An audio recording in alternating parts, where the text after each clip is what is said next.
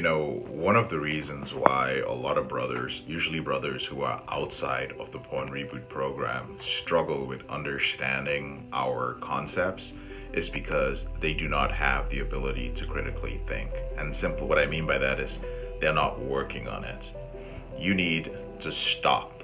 You need to pause. You need to be able to sit down and do nothing, or meditate, or pick up a pen and a paper and write and read and actually think about the ideas and analyze them. But so many men are busy being consumers.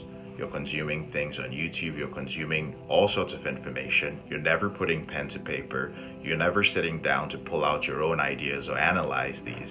So what you do is you just end up being reactive to everything you hear. Does it match with that thing I heard on a podcast or on YouTube? You have no values, no standards, you haven't sat down to put it together.